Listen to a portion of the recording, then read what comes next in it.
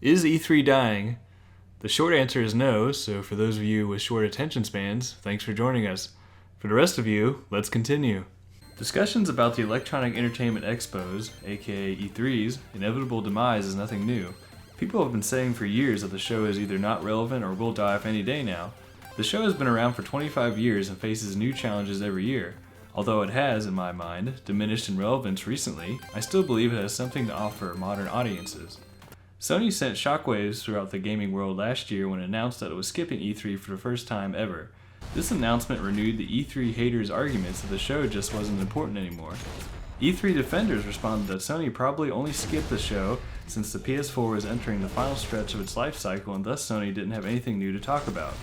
Although E3 2019 was smaller and quieter than most were used to, the event still had plenty of hype and provided some good entertainment. The fact that Sony decided not to attend that year didn't really worry anybody. Which brings us to 2020. Sony once again rocked a proverbial gaming boat by announcing that they would not be attending E3 for the second year in a row.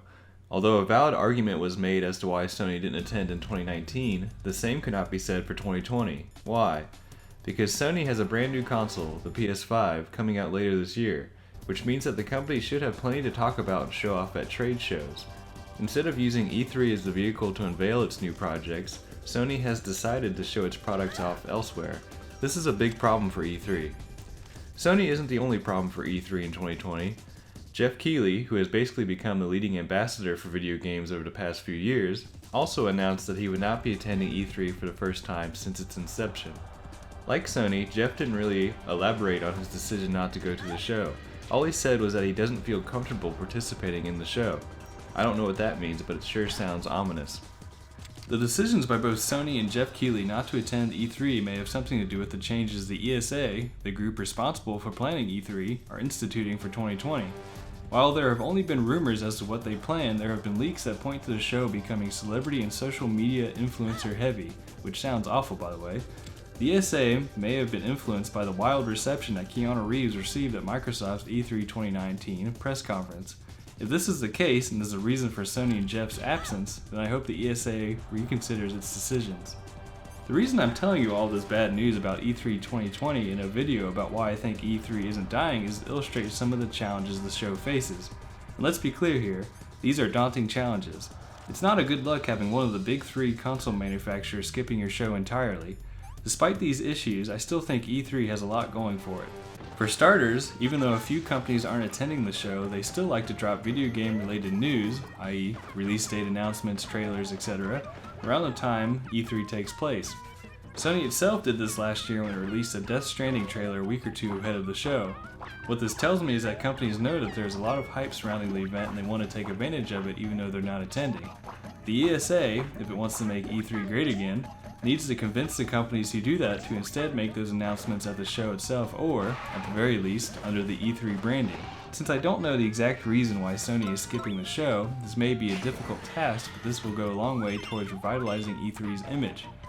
Another reason why I know that E3 can still be viable is because there are about a bazillion other gaming shows in existence. There's Gamescom, the Tokyo Game Show, all the PAX events, East, West, South, the GDC, and even company-specific events like Blizzard's BlizzCon, Sony's PlayStation Experience, and Microsoft's XO events. How can people think these events are successful and necessary while believing E3 somehow isn't at the same time?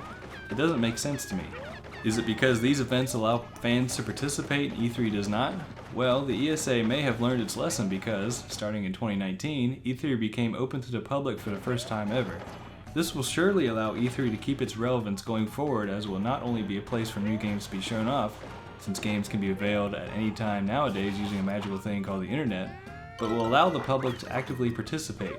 Instead of passively absorbing information and news, average people will now be able to be there and experience games for themselves. Nintendo, of all companies, may have the solution to E3's problems. Every year since 2011, Nintendo has done a live stream, officially called a Nintendo Direct, unveiling upcoming projects before E3 starts and then having a booth on the show floor where fans can get their hands on the games. In addition, Nintendo holds what is called Treehouse Live, where it goes more in depth with the games. This could be a template that the ESA could adopt to bring Sony back into the mix. One other idea being floated around that explains Sony's absence from E3 in 2020 is the fact that the company has started a Nintendo Direct-like streaming show called State of Play for its own games. Many people and commentators believe Sony is trying to make its State of Play streams as popular as Nintendo's Directs, and thus has decided to unveil many of its PS5 games there instead of at E3. If I was a member of the ESA, I would be trying to convince Sony to include one of its State of Plays in the E3 event programming.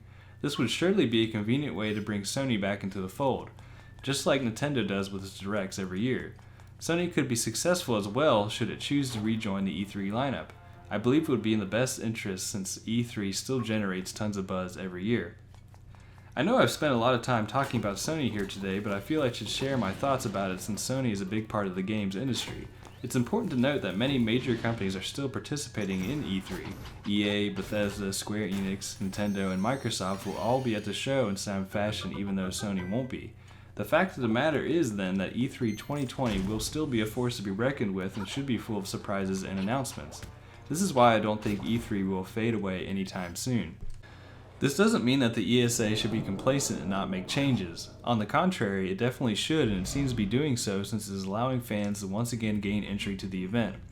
I do think it should take a page out of Nintendo's book and make it easier for companies to reach their respective audiences with live streams. This would hopefully make it easier for Sony to rejoin E3 since the company already has an online-centric show in State of Play. E3 has always been a central part of the gaming calendar for me. It has always been full of surprises, announcements, and excitement. I will admit that it has diminished in recent years due to companies choosing not to be involved with the pivotal event. Despite this, E3 still generates a lot of buzz since it is one of the oldest video game conventions in existence today. As such, I don't think it is going away anytime soon, but it does face a few challenges. The ESA has been making changes, but it needs to ensure that all companies actively participate in order to keep the show alive and relevant well into the future.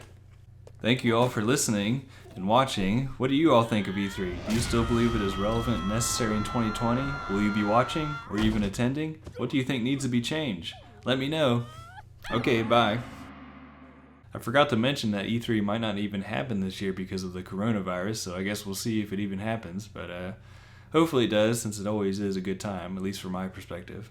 Okay, bye.